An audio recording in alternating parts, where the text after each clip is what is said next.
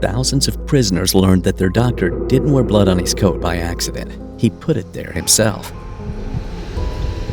Out of 3,000 twins experimented on in Auschwitz, only about 200 survived. And the man behind that number wasn't a soldier or a general. He was a doctor with a medical degree and a smile.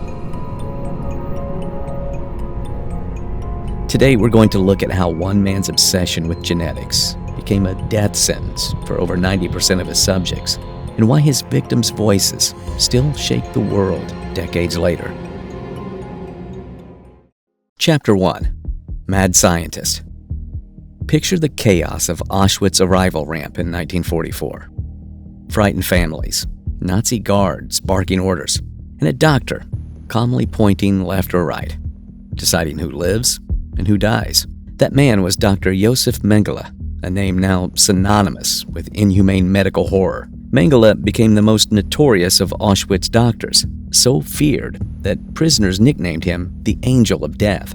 As one survivor recalled, "We feared these visits more than anything. We never knew whether we would be permitted to live.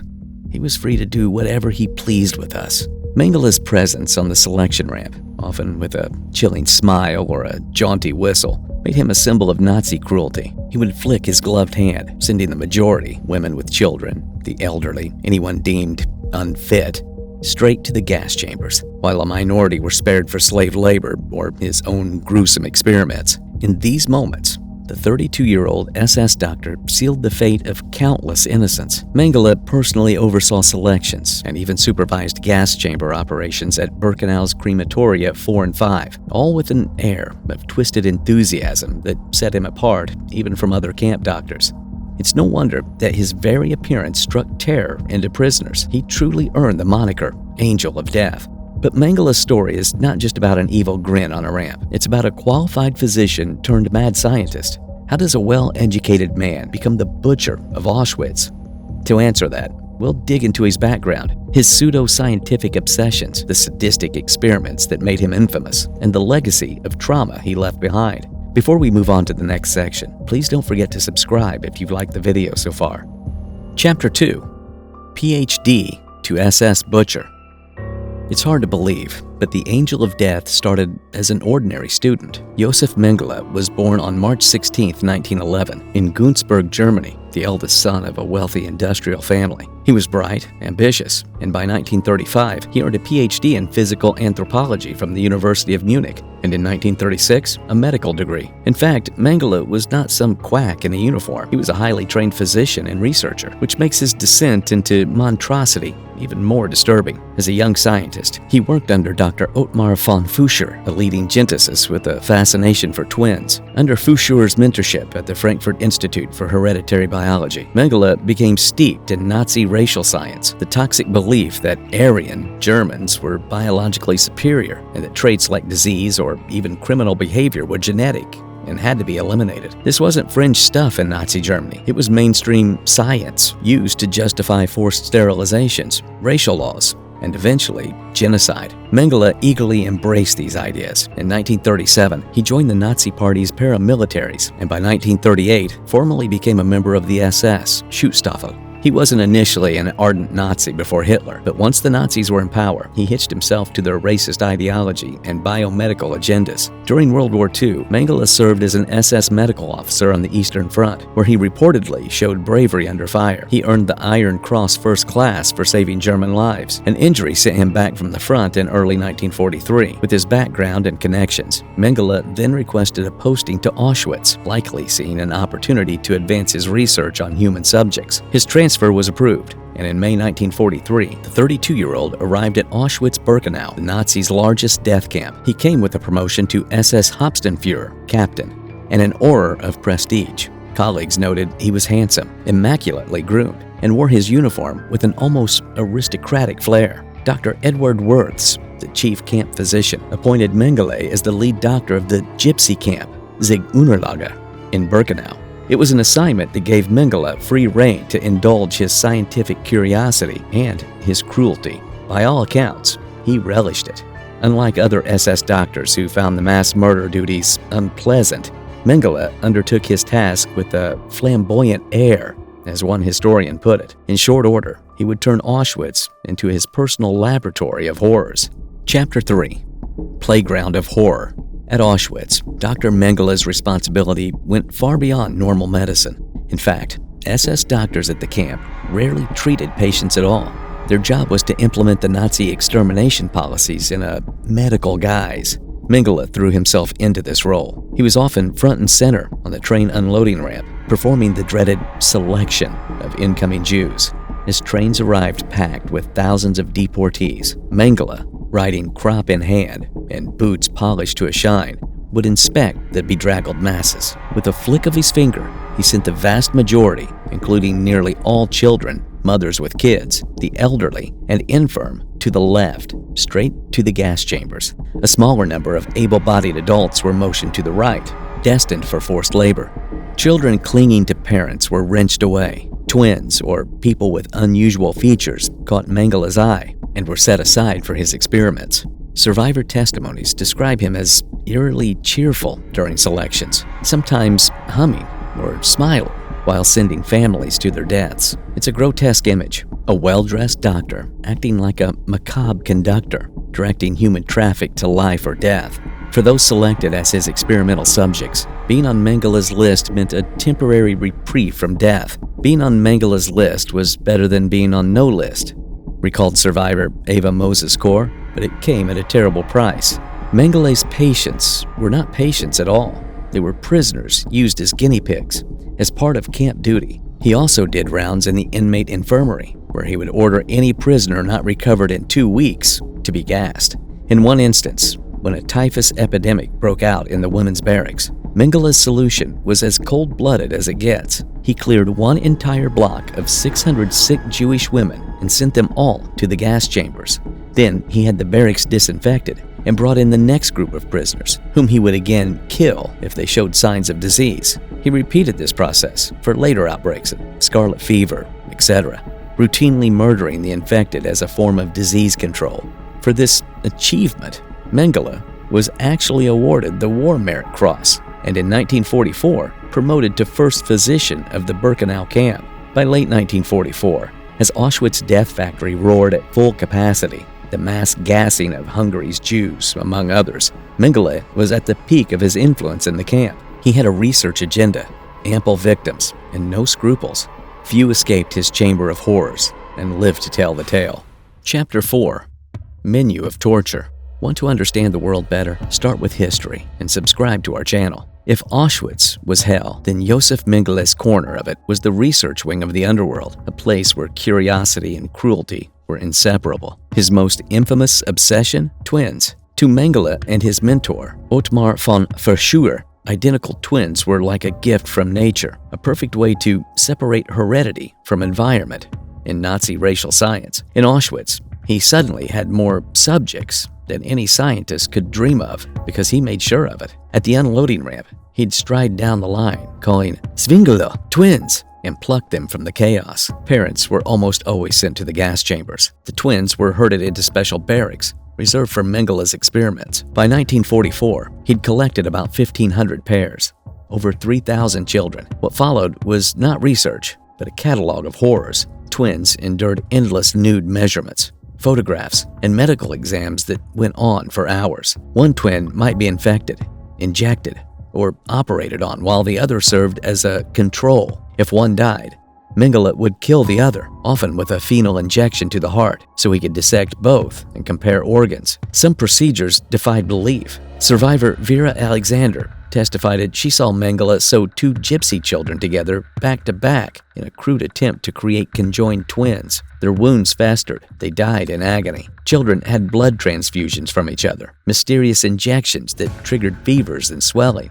and even forced inseminations. Mengele was fascinated by eye color, especially heterochromia, and injected chemicals directly into eyes in failed attempts to turn brown eyes blue. The results were predictable: infections, blindness, unbearable pain. Victims with unusual eyes were killed so their eyeballs could be shipped to Berlin for analysis. Eva Moses-Kor 10 years old, remembered 3 days a week of observation and 3 of injections. One round left her with such high fever and swelling that Mengele himself predicted she'd be dead in 2 weeks. She swore she'd prove him wrong, and she did, barely. Out of those 3,000 twins, only about 200 survived by liberation in January 1945. But twins weren't his only fixation. Mengele had a macabre interest in any physical anomaly: dwarfs, unusual proportions, genetic deformities. The most famous case was the Auschwitz family, a troupe of Jewish Romanian dwarf entertainers. He fed and clothed them better than average prisoners,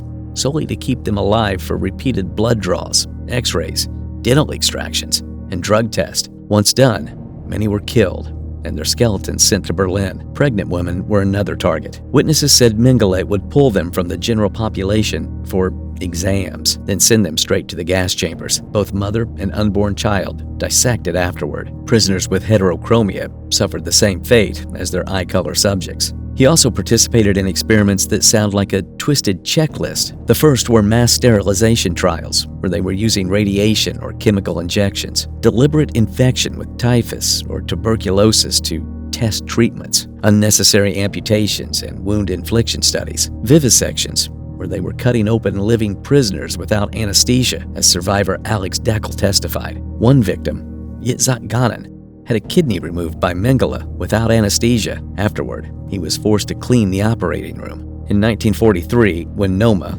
a gangrenous disease, hit Roma children in the camp, Mengele treated it as a research opportunity, killing several to send their preserved heads and organs to SS labs. Even those cured by prisoner doctors were later gassed. What's chilling is that Mengele didn't see himself as a madman. He thought he was a pioneer. He sent specimens and detailed reports back to Berlin, and the German Research Foundation even funded a pathology lab for him in Auschwitz. He imagined publishing his work and becoming a respected academic after a war. In reality, his findings were scientifically worthless, built on torture, murder, and the complete abandonment of medical ethics. And yet, in Auschwitz, no one stopped him. As long as he advanced the SS extermination mission, the screams from his lab were just background noise. For his victims, though, those screams in the face of the man who caused them would never fade, even as the Nazis began losing the war. Chapter 5: Escaping Trial and Evading Justice. When the Soviets closed in on Auschwitz in January 1945, Josef Mengele didn't stick around for liberation. On January 17th, he slipped out with retreating SS troops, hauling boxes of experiment records like a twisted academic on the run. Weeks later, in a surreal twist, he was actually captured by the Americans, but they didn't recognize him. Under the fake name Fritz Holman, he passed as just another German soldier. By August 1945, the Angel of Death was free, hiding in plain sight. From 1945 to 1949, Mengele lived quietly in Bavaria, working as a farmhand, while the Nuremberg trials exposed Nazi medical crimes. Witnesses began naming him. The US and Soviets put him on wanted lists, and his wealthy family even faked reports of his death to throw off investigators. But by mid-1949, Germany was too hot. With money and forged papers from his family, Mengele slipped over the Alps to Italy and caught a ship to Argentina under the name Helmut Greger. Life in South America was shockingly comfortable. In Argentina, he even lived under his real name for a while, securing citizenship in 1956 as Jose Mengele. But when Nazi hunters closed in, especially after Adolf Eichmann's dramatic capture in Buenos Aires, Mengele bolted Paraguay in 1959, Brazil in 1960. There, using aliases like Wolfgang Gerhard, he hid among pro-Nazi expatriates with quiet financial help from home. By the 1960s, the Mossad, West German police, and Nazi hunter Simon Wiesenthal were on his trail. Leads fizzled, sightings were false, and Mengele always stayed a step ahead. He died a free man in 1979, drowning after a stroke while swimming in Brazil. Buried under a fake name, his identity wasn't confirmed until 1985. For 40 years, the world chased him. He never stood trial. Justice never caught up. But the memories of his victims have ensured history never forgets, especially not the victims who survived and lived to tell the tale. Chapter 6: Surviving the Unimaginable. If you really want to understand the Angel of Death, you have to hear it from the people who faced him, not in a courtroom, but in his lab. Two survivors, worlds apart in age and background, lived through Mengele's science and carried the scars for life. Ava Moses Kor was just 10 when she and her twin sister, Miriam, stepped off a cattle car in Auschwitz in 1944. An SS guard spotted them. Twins! And within seconds, they were torn from their mother, never to see their family again. Their luck was being handed to Yosef Mengele for twin experiments. Being on Mengele's list was better than being on no list, Ava later said, because it meant you might survive a little longer. Life as a twin guinea pig was split into 2 routines. 3 days a week, they were paraded naked in an observation lab, poked, measured, photographed. Unbelievably demeaning, Ava recalled. The other days were worse. Blood drawn from one arm, mysterious injections in the other. One round of shots left Ava with a raging fever, swelling, and red spots. Mengele himself came to see her, and smirking told staff, "Too bad she's so young. She only has 2 weeks to live." Lying on a straw mat, Ava made a vow. I will prove him wrong. 2 weeks later, she did, barely. When the Soviets liberated Auschwitz in January 1945, she and Miriam were among only about 200 surviving twins out of 3,000. Ava spent decades tracking other twins, founding Candles, children of Auschwitz Nazi deadly lab experiment survivors. She shocked many by forgiving Mengele, not because he deserved it, but as she said, because I deserve peace. She died in 2019 at 85, still telling her story. While Ava was a child in Mengele's care, Yitzhak Gannon was a 20-year-old Greek Jew from Salonika, deported in 1944. His family was gassed on arrival. Yitzhak was selected for labor, but soon caught Mengele's eye. One day, in the camp hospital, Mengele cut into him without anesthesia. The pain was indescribable, Gannon said. Then came the moment burned into his memory. I saw my kidney pulsating in his hand. I cried like a madman. There was no pain relief, only orders to clean the bloody operating room afterward. 6 months later came another experiment, immersion in freezing water, while Mengele recorded his body's reaction. Eventually weakened and no longer useful, Gannon was sent to the gas chamber line, number 201. The chamber fit 200. That fluke saved his life. After liberation, Gannon moved to Israel and avoided doctors for 64 years. Only when he collapsed from heart failure in 2009 did surgeons discover he had one kidney. I know, he told them. The last time I saw the other one, it was in Yosef Mengele's hand. These 2 stories, one of a child who fought to live, one of a young man who stayed silent for decades, strip away any illusion that Mengele was just following orders or doing research. They show the angel of death up close, smirking over a sick child, casually holding a man's kidney, reducing human beings to disposable lab tools. And they reminded us that survival wasn't just about liberation. It was about living with those memories for the rest of your life. Chapter 7. Stain on the World. Yosef Mengele remains the ultimate symbol of medicine gone rotten, proof that a doctor's oath can be twisted into a license to kill. Unlike many Nazi perpetrators, he never faced a court. The outrage over his crimes directly shaped the 1947 Nuremberg Code, setting global standards for informed consent and humane research, a grim silver lining to the horrors of freezing experiments, twin studies, and surgical torture. Post-war justice? A mess. West Germany, Israel, and Nazi hunters pursued him for decades, but Cold War politics and dead ends let him slip away. When Brazil confirmed his death in 1985, there was relief that the chase was over, but fury that he'd lived freely for 34 years. That same year, a mock trial in Jerusalem gathered over 100 survivors. They told the world about sterilizations, dissections, and twins sewn together, testimonies that convicted him in history's eyes. Poetic twist. His skeleton now sits in a Sao Paulo forensic museum, teaching medical students what never to do. His son Rolf met him in 1977 and found a man without a shred of remorse. Mengele claimed he'd never harmed anyone and even said twins owed their lives to me. Survivors carried lifelong wounds, infertility, chronic pain, and trauma. But many, like Ava Kor, turned pain into activism. As Renee Firestone put it, we are living proof of his failure.